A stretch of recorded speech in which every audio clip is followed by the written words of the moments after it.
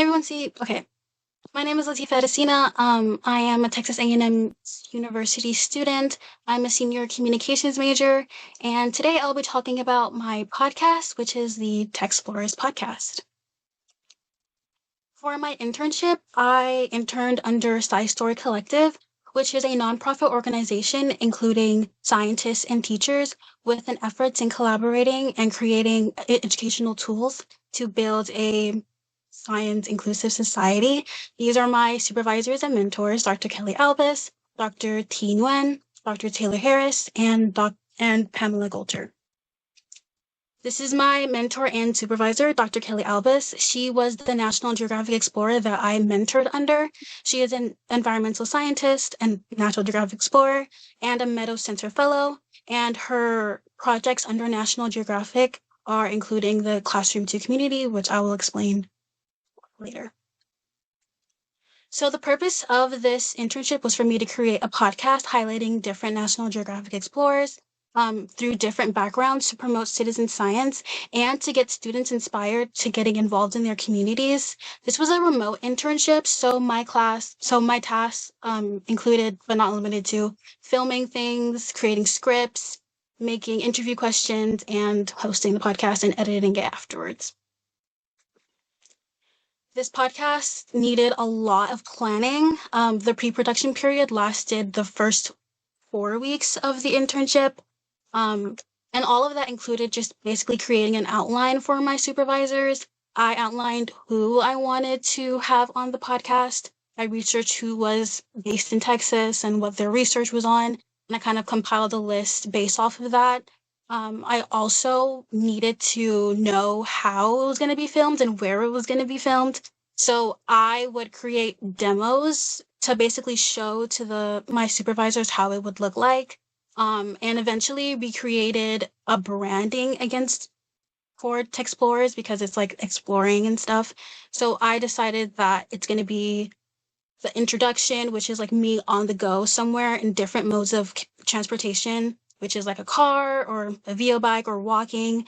And then for the actual interview, it will be in a whisper room in an actual studio. So here are 2 photos of me creating those demos. And eventually we were able to get all of that finalized and move on to the production. So we sent all the National Geographic Explorers emails, and 4 replied, and we were able to get 4 of them to be on an interview.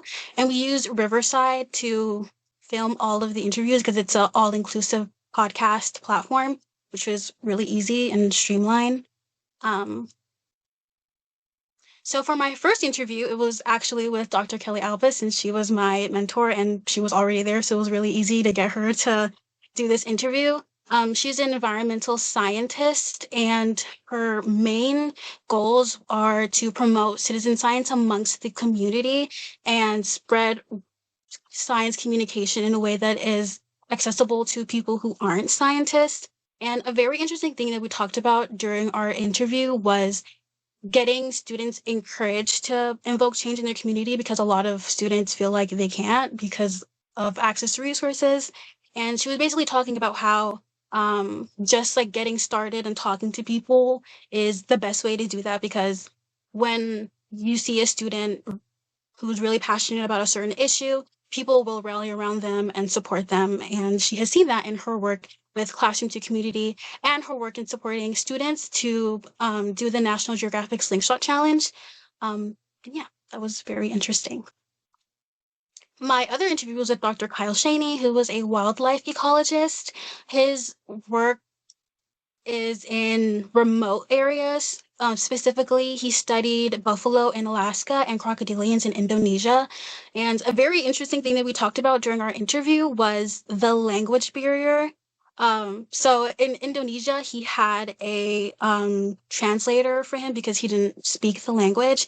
And we just kind of talked about the concerns that people would have wanting to go into these remote areas to research these species, and to basically shed light on how it actually is a genuine concern and it's a valid concern. But he talked about having the right support system and the right people around him, and how he was able to overcome that experience, and how it was a very enriching experience in the end. Next, I interviewed Dr. Elisa Odewale. She is an archaeologist. She's actually from Tulsa, Oklahoma, but she is based in Houston. Her work is in Black heritage trees, and it's a project that I think is very interesting. Something very interesting that we talked about in our interview was how storytelling is being used to link back people from their lost Black towns in St. Croix and in Oklahoma. The Black heritage trees project uses storytelling as a way to connect people back to their ancestral lands because trees are long-standing beings who have been there since the beginning and have witnessed the change in their area. So I thought that was very interesting and I really enjoyed our conversation. Last but not least, we have Andres Russo, who is a geothermal scientist. We talked about his work in the Boiling River Project, which I thought was very interesting because his work kind of started off of a legend. He's been hearing legends about a boiling river deep in the Amazon. And then he eventually went to the river, found it, talked to the shaman who basically lived there, and through his blessing, he was able to share that work with the world. A very interesting thing that we talked about during our interview was the idea of protecting something by hiding it and not letting the world know, and protecting something by sharing it with the world and telling them to like preserve it. I thought that dichotomy was very interesting because, there's two ways of going about protecting nature and being environmentally aware. So, yeah, that was very interesting.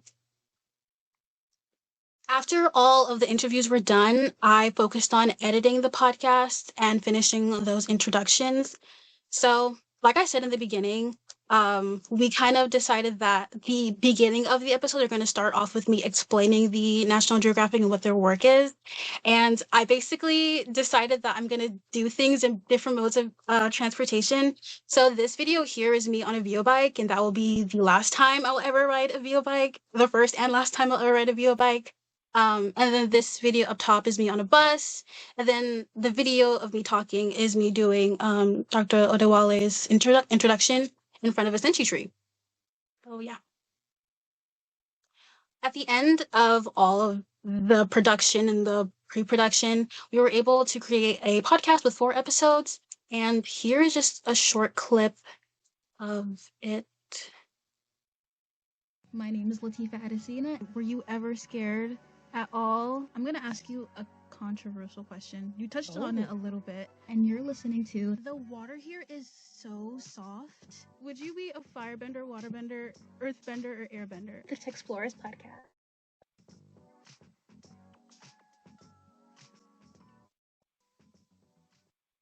Something that I did as well as the podcast was mentorship. So I was actually able to celebrate Sarah, who's one of Dr. Albus's students who did the National Geographic Challenge.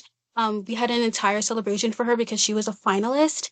And this is a video that I shared on the Science Influencers page and something that I made for Sarah and her family and everyone who came out to support her.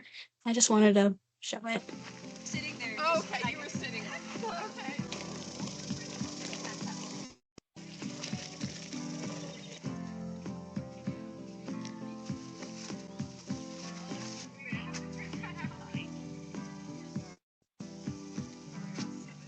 And they just were saying, it was pretty calm, and I was like, and then she just burst into tears. Like,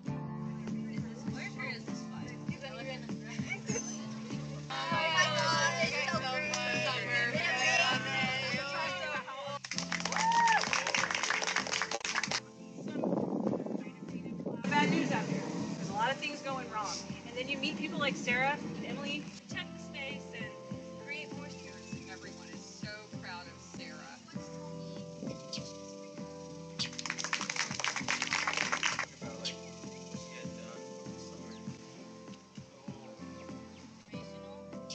And I also want to thank Emily.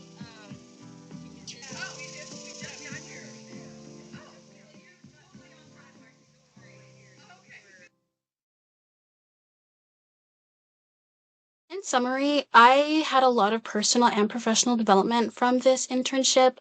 Because this is a remote internship, I was able to take leadership on a lot of the creative license around the podcast and set my own deadlines. I also learned how to problem solve on the fly because when it comes to live production, a lot of things can go wrong. So I learned how to troubleshoot those. I also gained confidence in talking in front of a camera, which is something that I struggled with in the past. And I also was able to learn about different fields of science in the process. Professional development was that I learned how to create a podcast, which is something that I've never done before. And I gained a lot more knowledge when it comes to editing and audio. I just want to thank all of my supervisors and the guests that came on to the podcast. Without you guys, it would not have been possible. So I want to extend my greatest gratitude for that. I also wanted to thank Dr. Leggett, Dr. Wingenbach, and Dr. Gestel for allowing me to be on this platform. And if you want, you can go watch the podcast on the Sci Story Collective YouTube channel. It's free, so go ahead and watch it.